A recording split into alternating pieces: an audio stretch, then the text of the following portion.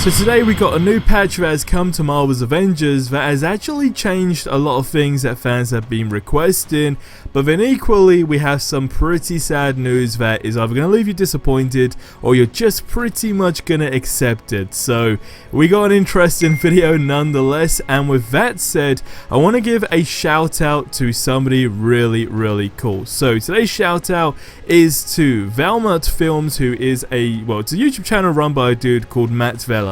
And long story short, he's an award-winning indie filmmaker and an upcoming comedian from Sydney, Australia, and his channel has comedy sketches, award-winning short films, and behind-the-scenes content as well. And what's really cool is he just put out an hilarious Mortal Kombat sketch that's definitely worth checking out and is really funny. So I highly recommend you guys just check him out. The link is in the description below. I've been in talks with him about going ahead and just making like a Marvel kind of sketch for a movie when it comes down to scenes, so hopefully he does that because his content seriously is top notch. So go ahead, check him out, the link is in the description below.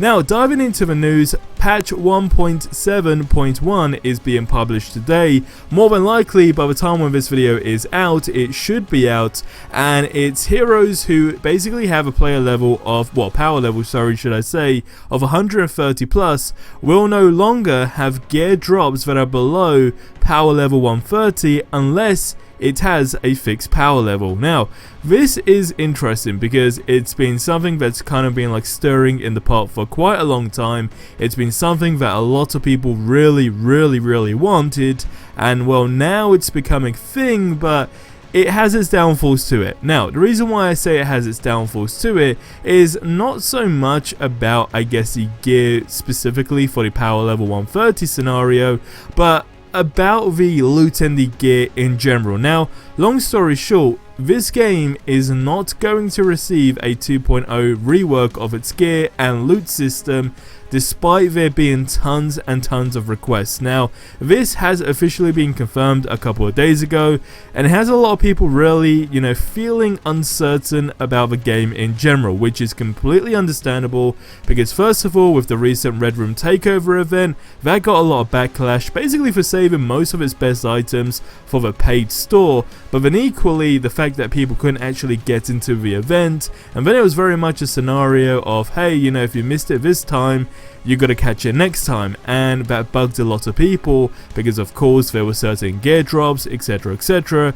Long story short, you can see why people were annoyed, right? And well, the situation with the whole gear system being reworked, it's kind of a similar situation where if we go back a while back, right, it was said that they would basically be going ahead and kind of pitching the idea and long story short, doing it in small segments. And what we did initially assume was, okay, well, for instance, with what's going on today with the new patch, that it's kind of working in that sort of system, if you were to say, because if you're being told that, hey, the gear works and the whatever gear drops, I guess you could say as a whole, are going to be improved, but in slowly in small updates, then it kind of makes sense that, okay, ultimately between I guess now and 6 months or 8 months down the line, you can see a significant difference with the gears.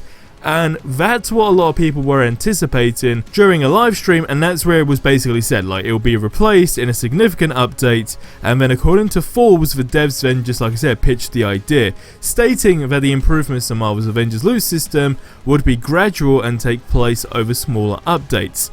Now, it's been confirmed that it's not going to be a situation. There is going to be no full rework of the gear system, and it just has a lot of people bugged off, and it makes complete sense, like I said, as to why. Simply because the last month, or maybe a month and a bit, the game really feels very much like a cash grab. And I mean, if we go back to how many times we've been seeing what's been going on with the game and really being anticipated with what's to come, you'll know I was the first person that said I get why they would go ahead and say things to the store and microtransactions because everything else is free, it makes sense, right?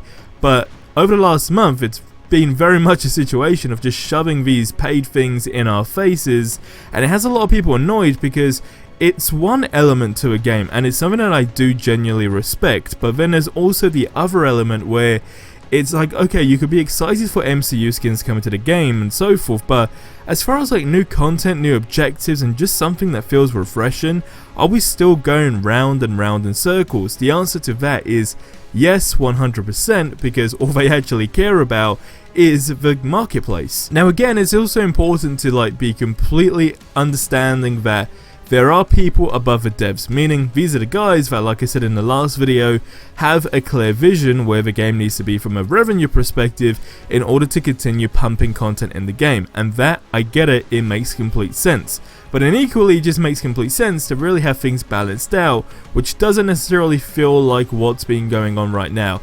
I don't know, I don't want to feel like I'm bashing the game specifically based on this small, I guess, complaint, but equally, something needs to be changed, and that's what I said in the last video. But nonetheless, something I did want to point out is what this Reddit user went ahead and made. So he goes by the name, he or she, by the name of Javier. I'll link the original post in the description below, and what it says is, this is my take on how the OLTs, which is, in case you don't know, the cloning labs, and how their rewards should look like. New villain inspired perks, new rarity, and optional cosmetic appearance. One thing right off the bat you could take a look at and say is something that needs to be a thing is the ability to change Captain America's shield. Again, I don't know, I really don't know what they're doing with their cosmetics right now, because the MCU skins are good and all, but nothing's really changing. I mean, everything still is kind of like the base standard. But what else you see here is the gear perks. So photographic reflexes, this is while overcharged, Cap can block and counter every attack without spending in-string energy, which I think is really cool. Then you got Master Martial Artist, which is to stagger you or interrupt your combos, you'll need to be hit twice instead of once. Then you got Expert Tactician, which is 90% chance of getting a damage buff after perfect evading or dodging an incoming enemy attack, which I think is really good. And then lastly, Limited Superhuman Speed, which is, very shortly, increases Cap's dodge and sprint speed. That's something, again, it's kind of like a small thing that goes a very long way, because it's been really highly requested by fans of the game, and I don't know, it really is a situation where it comes to the question where it's almost, how are you screwing up this game? And then it goes to the obvious answer is like microtransactions, and that being a core focus for, you know, the game's revenue perspective, which again, like I said, I get, but then everything else is going completely south. I don't know how I feel about everything right now with the game, but I want you guys to let me know how you feel in the comments below, and that's going to wrap up this video. Don't forget to check out Matt's channel in the description below. As I said, he makes really cool videos, and I'll see you in the next one. Till then, have yourselves a ridiculously amazing day, and until the next one, adios amigos.